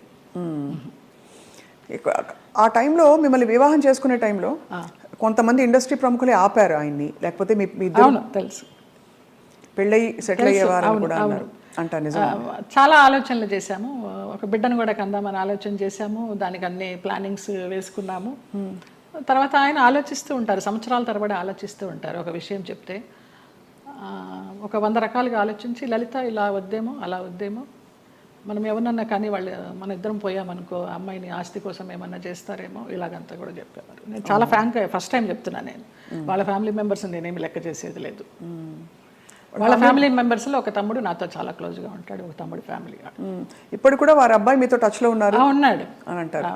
అంటే పిల్లలాగానే ఎక్కడ మిమ్మల్ని ఒక శత్రువుగా చూడలేదు కుటుంబానికి? లేదు లేదు, కుటుంబానికంటే వారి కుటుంబానికి, వారి కుటుంబంలో ఎవరికి నేను పెద్ద తెలీదు, మా మధ్య ఏం జరిగిందని కూడా ఎవరికి తెలియదు. ఈ తమ్ముడు గారి ఫ్యామిలీకి తప్పించి వాళ్ళకు కూడా అంతంతే పైనే, నాకు ఆయనకి పరిచయం ఉందనే తప్పించి కొంచెం డీప్గా వెళ్ళామనేది తెలియదు. మీరు రమాప్రభ గారితో చాలా క్లోజ్ కదా ఒక టైంలో. రమాప్రభ గారు శరత్బాబు గారిని చాలా విమర్శించేవారు, చాలా ఇంటర్వ్యూలో బహిరంగంగా తిట్టారు. ఎందుకు మీ దృష్టిలో ఎందుకు ఇంత మంచి వ్యక్తి అని మీరు చెప్తున్నారు? మీ మనసుతో చూస్తే అవును కదా, కరెక్ట్ అనిపిస్తుంది. ఎందుకంటే మీరు ఎవరిని అసలు మిమ్మల్ని హాని చేసిన వాళ్ళనే మీరు జడ్జి చేయని వ్యక్తి. అలాంటిది అసలు అంటే మనం ఒకవైపునే విని చెప్పలేము కదా, మరి జడ్జ్ చేయలేము కదా. మరి అప్పుడు వాళ్ళిద్దరు కలిసి ఉన్న పరిస్థితుల్లో ఏం జరిగిందో అది నేను కూడా చెప్పలేను. కానీ నా వరకు ఆయన చాలా మంచి వ్యక్తి, చాలా మంచి వ్యక్తి. ఏ విషయంలో మీకు నమ్మకం కలిగింది? ఫర్ ఎగ్జాంపుల్, అంటే మీరు చూసిన అనుభవాల్ని బట్టి మనని ఇతను హింసించడు, మన డబ్బులు తీసుకోడు, లేదు వేరే విధంగా వేధించడు, కంట్రోల్ చేయడు, ఇలా రకరకాల కేటగిరీల్లో మనం తిన్న దెబ్బల్ని బట్టి ఆ విషయంలో మనకు నమ్మకం కలుగుతుంది. ఏ విషయంలో మీకు ఒక భరోసా కలిగింది ఆయన మీద? నాకు తెలియదు, నా అంతటి నేనే మామూలుగా బావా అని పిలిచేదాన్ని, వెళ్ళేదాన్ని. రమాప్రభ గారి కోసం అక్కకి ఏమన్నా చేయండి బావా అనేదాన్ని. అక్కకి చాలా చేశానమ్మా, ఇంకా నేను చేయాల్సింది ఏమీ లేదు అనేవారు. అలాగా నేను ఈ గుళ్ళు వెళ్తాను, ఆ గుళ్ళు వెళ్తాను, ఈ పురాణాలు చదువుతానంటే ఆయన దగ్గర కూర్చుంటే గంటలు అలాగా టైం పాస్ అయిపోయేది. అప్పుడు నేను ఒక ఆడదాన్ని అనే అభ్యంతరం లేకపోతే మీ వెంట తీసుకెళ్ళడానికి, మీరు యాత్రలకు వెళ్ళినప్పుడు నాకు చెప్పండి బావా, నేను వస్తాను అనేదాన్ని. అలాగా మా యాత్ర సాగిందనమాట. అట్లా ఇంకా ఆయన లలిత అని పిలవడము, క్లోజ్ అయినామని చెప్పాలి. దాదాపు మీకు అంటే గృహస్థాశ్రమం లేకపోయినా వానప్రస్థాశ్రమం లాంటిది తొందరగా ఫాస్ట్ ఫార్వర్డ్ మోడ్లో కర్మలు అయిపోతాయి చూడండి. ఇప్పుడు మనం అనుభవించడానికి వచ్చిన కర్మలు అయిపోవాలంటారు కదా, అలా మీకు ఏదో రాసి పెట్టినట్టు మీరు దాన్ని అటాచ్ అయ్యారు, మళ్ళీ డిటాచ్ అయిపోయారు. అవును, ఆయన ఒక విషయంలో బాధపడుతున్నప్పుడు చిట్టిబాబు గారు వాళ్ళే చెప్పారు, పోనీలో నీకు భగవంతుడు ఆయన్ని గైడ్ కింద పంపించాడు నువ్వు యాత్రలు చేయడానికి. ఆయన పోయినప్పుడు బాధపడితే మంచి వ్యక్తి వెళ్ళిపోయారు అనేసి అన్నారు. ఇంకా అప్పటితో ఆ ఆలోచన కూడా లేదు. ఇంకా వెళ్ళాను, హాస్పిటల్కి వెళ్ళేదాన్ని, చూసేదాన్ని, అసలు మన సృహలోనే లేరు. లాస్ట్ ఇయర్ February 14th నాడు, వ్యాలంటైన్స్ డే నాడు హాస్పిటలైజ్డ్ అయిన మనిషి May 21st నాడు పోయినారు. చూడలేకపోయారు కదా? చూడలేకపోయిన వాళ్ళం. బావా అని పిలిచేదాన్ని, అయ్యప్ప అని పిలిచేదాన్ని ఆయన్ని.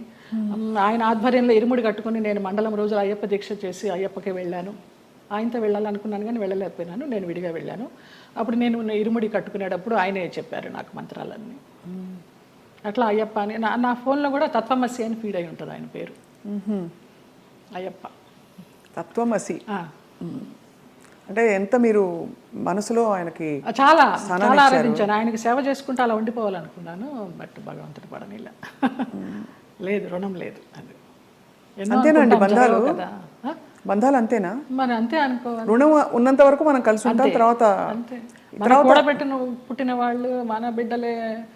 అలాంటప్పుడు ఇంకా బయట నుంచి ఎక్కడో వచ్చిన వాళ్ళు ఆ రుణం ఉన్నంత వరకే ఉంటారు. అది రుణాన్ని బంధ రూపేణ పశుపత్ని సుతాలయ. సో మరి ఉన్నంత కాలం కష్టపడి ఉంటే దాన్ని ఎలా చూడాలి? రుణం ఉంది కాబట్టి నాకు కష్టాలు పెట్టాడు, కష్టాలు పడదాం అనుకోవాలా? లేకపోతే అంతే పడాలి, కష్టాలని భరించే శక్తిని ఇవ్వమని కోరుకుంటా నేను. నువ్వు కష్టాలను ఇచ్చావు, భరించే శక్తి నువ్వు, అదే కోరుకుంటా ఎప్పుడు. మరి ఎప్పుడు ఇది సరికాదు, సవ్యం కాదని ఇప్పుడు చాలామంది ఆడపిల్లలు, మీకు అయిన ఎక్స్పీరియన్స్, మీ పెళ్లిలో 6 నెలల్లో ఒక హింస, ఒక ఎక్స్‌ప్లాయిటేషన్ ఉంది, బయటకు వచ్చేయాలని ఆలోచించిన పరిస్థితుల్లో ఎప్పుడు బయటికి రావాలనే స్ఫురణ ఎలా కలుగుతుంది? బికాజ్ భరిస్తాం, సర్దుకుంటాయన్న హోప్ ఉంటుంది. ఆ స్ఫురణ ఏం చెప్పిన మాట వినాలని మీ గైడెన్స్ అడుగుతున్నాం. మీరు డైరెక్ట్గా పడ్డ వ్యక్తి కాబట్టి మీకు అర్థమైంది కదా ప్రశ్న. అది మన రాతలో ఉంటుంది, ఏదో అదృశ్యవాణి చెప్తుంది మనకి, భరించావు చాలు, ఇంకా ఇది చెయ్యి అని గైడెన్స్ వచ్చేస్తుంది అని. నాకు బ్లైండ్గా వెళ్తాను నేను అంతే. అంతే, అంత డీప్గా వెళ్ళి నాలెడ్జబుల్గా చెప్పాలంటే నాకు తెలియదు, కానీ అనిపిస్తుంది, మనకే అనిపిస్తుంది ఇంకా ఆ టైం అయిపోతుందని అనిపించినప్పుడు అది ఆటోమేటిక్గా వస్తుందని నేను అనుకుంటున్నాను. ఎంత ఇవాల్వ్ అయ్యారు మీరు స్పిరిచువల్గా, ఎన్ని కష్టాలు పడినా కూడా ఎంత పరిణితి తెచ్చుకున్నారు మీరు అంటే జీవిత ప్రయాణంలో. నేను కేరళ డీటాక్స్కి వెళ్ళినప్పుడు కూడా 14 days ఒంటరిగా ఉన్నాను. అప్పుడు నా లైఫ్ స్టైల్ మారిపోయిందమ్మా, మైండ్ సెట్ కానీ లైఫ్ స్టైల్ కానీ. ఎంత భయస్తురాల్లో నేను, చిన్న విషయానికి భయపడిపోతే, ఎక్కడన్నా నొప్పి వస్తే, ఇక్కడ నొప్పి వస్తే బ్రెస్ట్ క్యాన్సర్ ఏమో, ఇక్కడ నొప్పి వస్తే అపెండిసైటిస్ ఏమో అని అస్సలు లేదు. ముక్తినాథ్ నడిచి దిగాను -degreesలో మొన్న. అవునా? మొన్న రీసెంట్గా 4 days అవ్వలేదు. ఆ ముక్తినాథ్ ఒక ఇన్సిడెంట్ చెప్పాలి స్వప్న.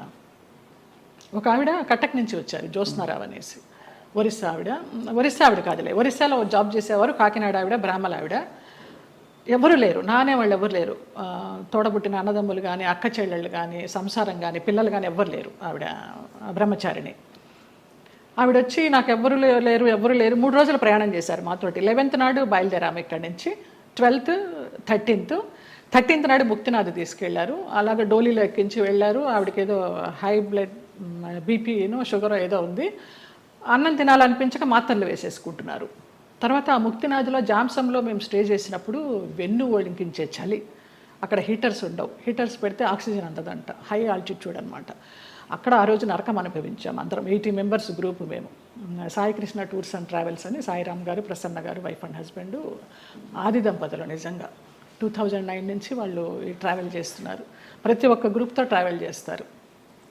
ఇంకా నేను లైఫ్ జర్నీ అంతా వాళ్ళతోనే యాత్రలు కంటిన్యూ చేయాలని వాళ్ళతో చెప్పి కూడా వచ్చే కన్ఫర్మేషన్. ఆవిడ ముక్తినాథ్ని దర్శించుకొని, సాయిరామ్ గారు మేము వెళ్ళే రోజు ముందర రోజు నైట్ హోటల్లో డిన్నర్కి గ్యాదర్ అయినప్పుడు చెప్తారు, అమ్మ ఇలా ఉంటుంది అక్కడ సిచ్యువేషను, స్నానాలు చేయకండి, 108 జలధారలు ఉంటాయి, స్నానాలు చేయకండి, -degrees ఉంటాయి, నెత్తి నీళ్లు చల్లుకుంటే చాలు, మనకి ముక్తినాథుడి దర్శనం కావాలి, మీరు ఆయన చూడడం కాదు ముఖ్యం, ఆయన మిమ్మల్ని చూడడం ముఖ్యమని చాలా చక్కగా వివరించి ఆవిడని అడిగారు, అమ్మ మీ పరిస్థితి ఇలా ఉంది, వస్తారా, రాలేకపోతే రూమ్లో ఉండండి, భోజనం ఏర్పాట్లన్నీ చేసి మీకు ఒక మనిషిని పెట్టి నేను వెళ్తాను. లేదు సాయిరామ్, నాకు ఆ ముక్తినాథుడిని చూడాలి, నా ఒకే ఒక కోరిక అన్నారమ్మా. వచ్చారు, ముక్తినాథుడిని చూశారు. మర్నాడు అందరం బయలుదేరి బస్సుల్లో పోక్రా రిటర్న్ రావాలి. కార్లోనే స్పాట్ డెడ్ అమ్మ ఆవిడ. ముక్తినాథుడు అన్నందుకు ముక్తి, మోక్షం. ఎంత అదృష్టవంతరాలు, ఎవరు లేరని 80 మందితో ప్రయాణం చేసి 3 రోజులు ముక్తినాథుని చూసి 4వ రోజు పోయింది. అసలు అద్భుతమైన సంఘటన అయితే నాకు, నేను మర్చిపోలేను ఈ యాత్రలో. ఆవిడ చనిపోయినప్పుడు ఎంత ప్రేతకళగా ఉందో, చితి మీద పెడితే అక్కడే ఎవరో కజిన్ నెంబర్ దొరికింది, ఫోన్లో అడిగితే మేము రాలేమండి, అంత దూరం మీరు చేసేయండి అని ఈయనకు అథారిటీ ఇచ్చేశారు సాయిరామ్ గారికి. అక్కడ ఆర్మీ సహాయంతో ఆయన మన హిందూ సాంప్రదాయంలో ఆమెకి దహన సంస్కారాలు చేస్తే, చితి మీద పెట్టినప్పుడు ఆవిడకి ఫోటో తీస్తే ఎంత చిద్విలాసంగా ఉందో తెలుసా అమ్మ ఆవిడ ముఖం. చనిపోయినప్పుడు ఈ 4 బయటకు వచ్చేసి కళ్ళు తేలేసి ఉన్న మనిషి హాయిగా అలా ఉంది. అసలు అది జన్మలో మర్చిపోలేను.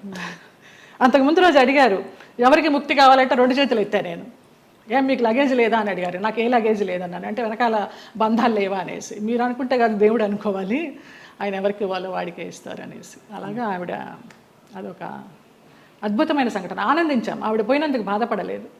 ఎంత అదృష్టవంతరాలు, ఎంత చక్కని అనాయాసన మరణం అంటారు కదా, అలా. కార్లన్నీ ఆగినా ఏంటనంటే పోయారు. అంటే భగవద్ దర్శనం అయిందా అని చాలా మందిని అడుగుతాం, ఇంతకంటే నిదర్శనాలు ఏముంటాయి? మోక్షం, ముక్తినాథుడు. మా వాళ్ళందరూ, మా మామ కొడుకులందరూ ఆ -degreesలో 108 జలధారాల్లో స్నానం చేశారు. ఒక్కొక్క జలధార నుంచి ఇంకొక జలధార వెళ్తుంటే వాళ్ళకి బ్రెయిన్ పనిచేయడల్లా ఫ్రీజ్ అయిపోతుంది, అలా చేశారు.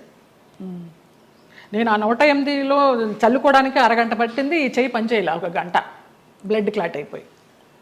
అంత చలి, -degrees. అది అంత కష్టతరమైన ప్రయాణం. ఎంత చక్కగా వెళ్ళొచ్చామో వారి ఆధ్వర్యంలో. ఈ సందర్భంగా ఆ దంపతులకు పాదాభివందనాలు.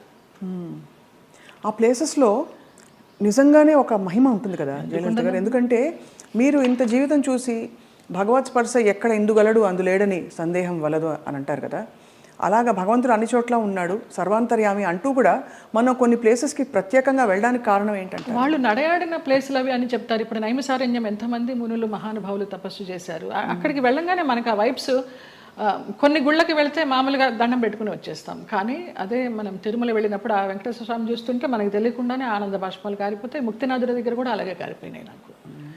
మన దేవుళ్ళ రూపాలు ఉండవు, ఏముండవు, వాళ్ళు నేపాల్ పద్ధతిలో తయారు చేస్తారు, అలా ఉన్నా కూడా వైబ్స్ ఉన్నాయమ్మా. అంతే, వాళ్ళు నడయాడిన ప్రదేశం. జనక్పూర్ వెళ్ళాము, సీతారాములు నడయాడిన ప్లేసు, వాళ్ళ కళ్యాణమైన ప్లేసు. చాలామంది మా గ్రూప్లో అక్కడికి వెళ్ళి దండలు మార్చుకున్నారు, మళ్ళీ సీతారాముల కళ్యాణం లాగా. అలాంటి వైబ్స్ ఉన్నాయి, అందుకే వెళ్ళాలి. ఇంట్లో కూర్చున్న భగవంతుడు దర్శనం ఇస్తాడు, అది వేరే విషయం. వాళ్ళు నడయాడిన ఆ పుణ్యభూమిలో నడిస్తే ఆ పాదధూళి మనకి కొంచెం పుణ్యం ఇస్తుందని. రెండోది మీరు అన్నట్టు ఆ ప్లేస్కి వెళ్ళిపోయాక మనం నేను ఫలానా, నేను స్వప్న, నేను జయలలిత, నేను సో అండ్ సో అన్నీ మర్చిపోయి, నేను జ్యోత్స్న మర్చిపోయి కేవలం ఒక అంకిత భావంతో ఒక డిజాల్వ్డ్ స్టేట్లో వెళ్తాం. అంతే, అది కూడా ఒక సర్వస్వ శరణాగతి అయిపోయి నువ్వు తీసుకొచ్చావు, నువ్వే చూసుకో, శరణాగతి అంతే. అందులో కూడా చాలా అద్భుతాలు మన లోపల జరుగుతాయి.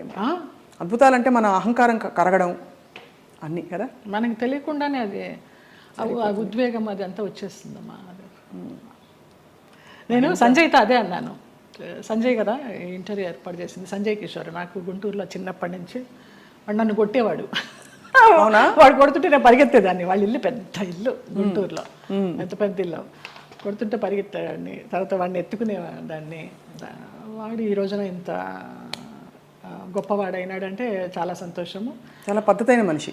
ఎంత పద్ధతైన మనిషి. వాళ్ళ ఇంట్లో వాళ్ళ అమ్మగారు నాకు పెద్దక్కలాగా, పాపాయి అంటే ఆవిడ. నా అభివృద్ధికి ఆవిడ సంతోషిస్తుంది. నా సొంత వాళ్ళు కూడా సంతోషిస్తారా సంతోషించరా, కానీ ఆవిడ అంత సంతోషిస్తుంది, అంత బ్లెస్ చేస్తుంది ఆవిడ. నువ్వు బాగుండాలి, నువ్వు బాగుంటే మేము బాగుంటాం అనేసి. లేదు, మీరు ఎప్పుడు మీరు బాగుంటారు, మీ చుట్టూ ఉండేవాళ్ళు, అంటే మీకు భగవద్ రక్షణ ఉందని క్లియర్గా ప్రూవ్ అయిందమ్మా. నాకు చాలా ఈ యాత్ర తర్వాత నాకు భగవదానుగ్రహం మెండుగా ఉందని చాలా నమ్మకం వచ్చింది నిజంగా. ఇంకా అసలు ఏమూలో ఉన్న భయం కాస్త పటాపంచలైపోయింది, ఏం లేదు. మీ జీవితంలో కీలక పాత్ర పోషించిన వ్యక్తులు గుమ్మడి గారు ఒకరు. ఇది గతంలో లోగడ మీడియా వాళ్ళు చాలా సందర్భాల్లో అడిగారు, రకరకాలుగా లింకప్లు రాశారు మీకు వారికి. అసలు అంత లింకప్ చేయాల్సిన అవసరం ఎందుకు వచ్చింది? అంటే మీరు కేవలం వెళ్ళి ఇప్పుడు ఒక మనిషి ఇంకో మనిషి సేవ చేయొచ్చు, చూసుకోవచ్చును, స్త్రీ పురుషులు కావడంతో అలా రాశారు. ఏ స్త్రీ పురుషులు అయినా వయసు భేదం లేదమ్మా. నా తండ్రి వయసు ఆయనకి. మేము సినిమాలన్నీ మానేసుకొని పొద్దునైతే ఆయన ఫోన్ చేసి, నా గొంతు పొద్దున్నే కొంచెం మగవాడి వాయిస్ లాగా ఉంటుంది, పొద్దున్న లేవగానే ఫోన్ చేస్తే బాచి అనేవారు. బాచి అనుకోండి, బాచి లిఫ్ట్ చేశాడు. బాచి కాదండి నేనే జయమ్మని అంటే, జయమ్మ నీ గొంతు ఏంటి అలా ఉంది, మంచు మార్గ గొంతులాగా ఉంది. ఇంకొక ఎవరినో పోల్చేవారు అనమాట. ఏం చేస్తున్నావు ఇవాళ, ఏం తీసుకొస్తున్నావు వంట, అలాగా ఆయన్ని మేము అభిమానించి మహామహులు. వాళ్ళ సేవ చేసుకోవడానికి పూర్వజన్మ సుకృతం ఉండాలి నిజంగా. తల్లిదండ్రి లేరు, వాళ్ళ ప్లేసుల్లో వాళ్ళని ఊహించుకొని, ఆ లెజెండ్స్ వాళ్ళు చేసిన క్యారెక్టర్స్ ఊహించుకొని మనకి ఇంత గొప్ప అవకాశం వచ్చింది. వారితో కూర్చుని భోంచేసేయడం కానీ, వారితో కూర్చుని పేకాడడం కానీ, వారితో కూర్చుని వైన్ తీసుకోవడం కానీ. నా కోసం సులా అని ఒక వైన్ బాటిల్ తెప్పించేవారు రోజు 800 పెట్టి, ఇది నీకే, ఇది జయమ్మకే, వేరే ఎవరు ముట్టుకోవద్దనేసి. అంత అభిమానంగా కొన్ని సంవత్సరాలు, ఒక 4-5 సంవత్సరాలు జర్నీ చేశాము. ఇప్పుడు అటు నుంచి వెళితే నాకు ఆ ఇల్లు చూస్తే మాత్రం ఏడుపు వస్తుంది. అవును, మీరు చెప్పారు. అంత మంచి. ఆయన కుటుంబ సభ్యులు ఎవరు లేరా ఆ టైం? ఉన్నారు, ఎందుకు లేరు. ఆయన కూతుళ్ళు, బిడ్డలు, కొడుకులు. ఒక కొడుకు US లో ఉండేవాడు, ఒక కొడుకు చెన్నైలో. వాళ్ళు ఎవరు సరిగ్గా చూసేవారు కదా? మీ నా ఫోన్ నుంచి నేను ISD చేసి ఇచ్చేదాన్ని ఆయనకి మాట్లాడడానికి. కొడుకు పుట్టినరోజు అంటే విష్ చేయడానికి కానీ, లేకపోతే ఆయనకి ఏదైనా బాగాలేకపోతే చెప్పడానికి కానీ. ఎప్పుడైనా వాళ్ళందరూ మిమ్మల్ని, ఆడపిల్లలు వచ్చేవారు. ఇక్కడ సాంబమ్మ అని ఒక ఆవిడ ఉండేది, ఆవిడ వచ్చి చూసిపోతూ ఉండేది. శారద బెంగళూరులో ఉండేది, ఇప్పుడు ఇక్కడే షిఫ్ట్ అయిపోయింది. విజయమ్మ చెన్నైలో ఉంటుంది, ఇంకొక చిన్నమ్మ అమెరికాలో ఉంటుంది, ఒక ఆవిడ క్యాన్సర్తో పోయింది. ఫోన్లు చేస్తూ ఉంటారు, కానీ లాస్ట్లో ఆయనకి ఒంట్లో బాగాలేనప్పుడు ఆయన పక్కన అంబులెన్స్లో కూర్చుని హాస్పిటల్లో జాయిన్ చేసింది నేనే. ఇంకా ఆయనకి వెంటిలేషన్ తీస్తారనగా జయ ఇట్రా అనేసి నన్ను ఇట్లా గుండెల మీద పడుకోబెట్టుకున్నారు, పోయినారు. ఫస్ట్ పోయిందని తెలిసింది కూడా నాకే. మీకే? పోయినప్పుడు ఇంక నేను బయటకు వచ్చేసాను. ఇంకా ఆ తెల్లవారుజాము నుంచి వాళ్ళ పిల్లలు రావడం, అది అక్కినేని నాగేశ్వరరావు గారు అన్నారు, ఆయన పోయిన తర్వాత అక్కడ నుంచుని ఉంటే పిల్లలందరినీ పలకరిస్తూ నా భుజం తట్టి నీకు చాలా లోటు గుమ్మడి గారు పోవడం అన్నారు. నమస్కారం. మహానుభావుల వాళ్ళంతా అంతే. No comments. అందుకంటే అంటే ప్రపంచం అలా ఉందండి ఇప్పుడు. అలా ఉంది. ఒక మనిషికి మధ్య ఏదో ఒక ఎంత విచిత్రమైన అనుబంధం అండి. మీరు నిజంగా ఏమీ ఆశించలేదు. ఎవరికైనా వండి పెట్టాలంటే ఇంకో కొంచెం తక్కువ వయసు వాళ్ళు దొరకరా చెప్పండి. నేను అది ఏదో ఒక ఆత్మీయత కలిగి కదా మీరు. ఆత్మీయతే అంతే. ఆ టైం ఆ పీరియడ్ ఆయనతో మేము గడపాలి అంతే. ఆయన క్లబ్కి వెళ్ళడం కూడా మానేశారు మేము పరిచయం అయిన తర్వాత. ఇంకెందుకు నా క్లబ్, హాయిగా ఇక్కడే కూర్చుందామనేవారు. అక్కడ బాగా ఆయనతోటి చాలా ఆ టైము మళ్ళీ తిరిగి రాదు. కానీ అందరినీ పోగొట్టుకున్నారనే బాధ అండి. నేను అందరూ వెళ్ళిపోయారు కదా. శరత్ బాబు గారు వెళ్ళిపోయారు, గుమ్మడి గారు. ఆ బంధం ఎలాంటి బంధం అని అడిగి కాదు, తండ్రి కూతుర్ల బంధం అవ్వచ్చు, గురు శిష్యుల బంధం అవ్వచ్చు. మీ ఆత్మకి బాగా అంటే ఒక విధమైన సొలియస్ ఇచ్చే వ్యక్తులందరూ దూరం అయ్యారు కదండి.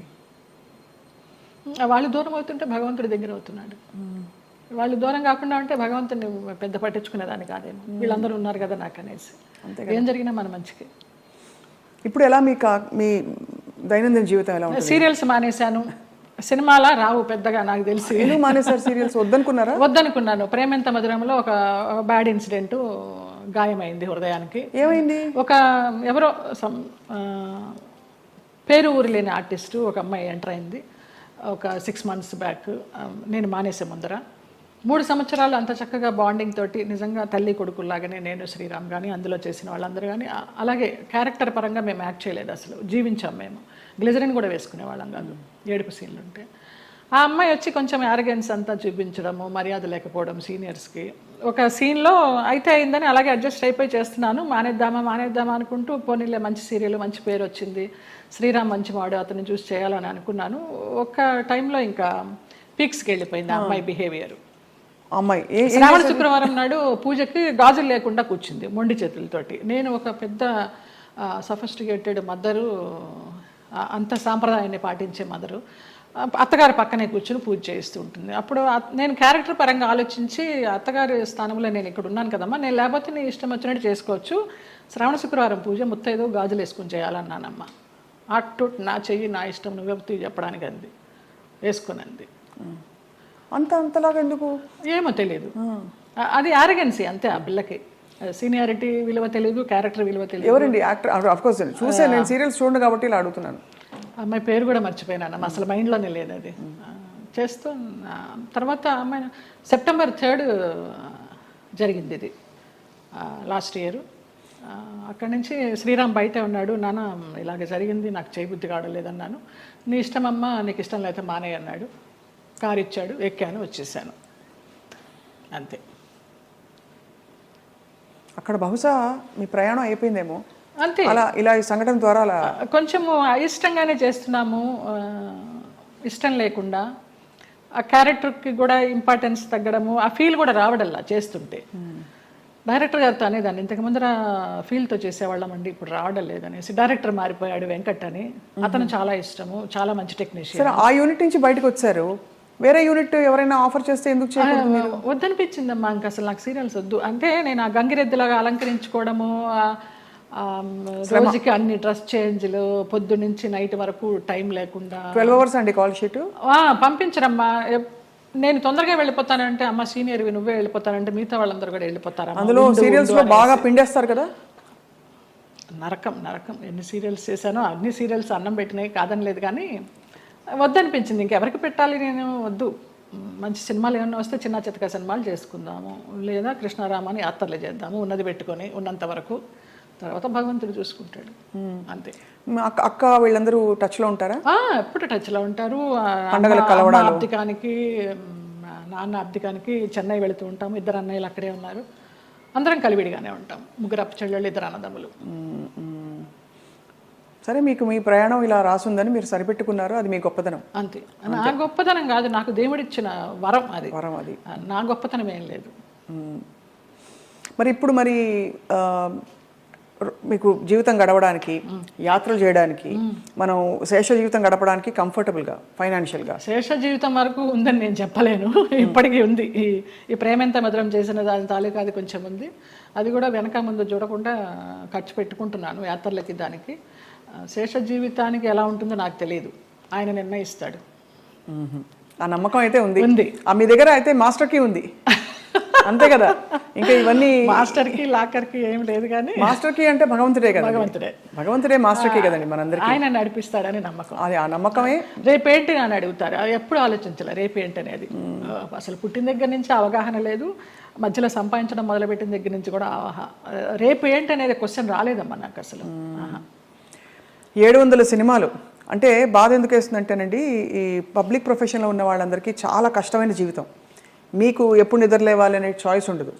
వాళ్ళు చెప్పిన టైంకి మీరు హాజరవ్వాలి, వాళ్ళు మీకు నచ్చినా నచ్చకపోయినా, చలున్నా ఎండున్నా వాళ్ళు వేసుకోమన్న బట్టలు వేసుకోవాలి. అలా 700 జీవితాలు మీ మొత్తం ధారపోసి వెచ్చించి మహా నటులే చరిత్రలో అలా ఉండిపోయి మెల్లిగా ఫేడ్ అవుట్ అయిపోతారు విత్ టైం.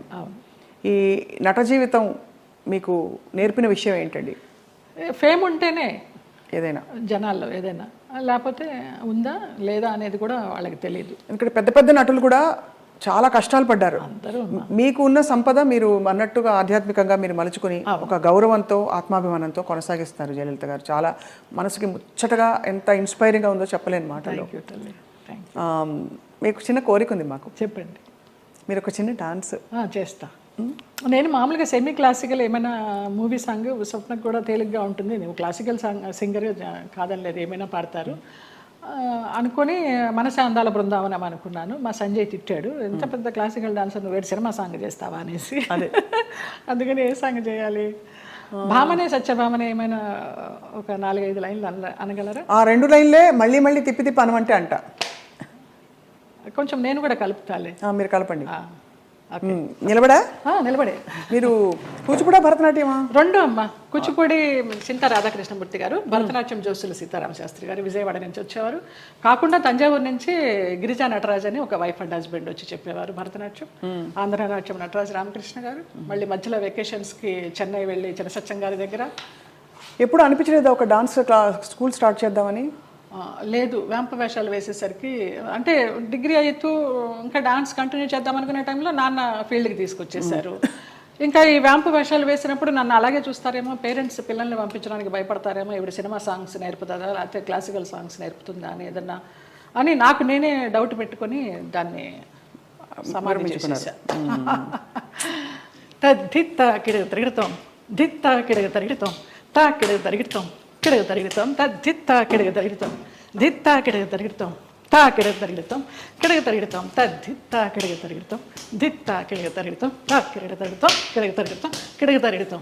భామని సత్యభామని, సత్యభామని, సత్యభామని, సత్యారి ముద్దుల వయ్యారి ముద్దుల సత్యభామని, సత్యభామని, వయ్యారి ముద్దుల వయ్యారి ముద్దుల సత్యభామని, సత్యభామని. అద్భుతం. ఎక్కడ ఎంత ఎంత గ్రేస్ఫుల్గా ఉంది అసలు. సంజయ్ గారు, ఇప్పుడు శోభన్ గారు అందరూ చేస్తున్నారు కదండి డాన్స్ పర్ఫార్మెన్సెస్, బ్యాలేస్.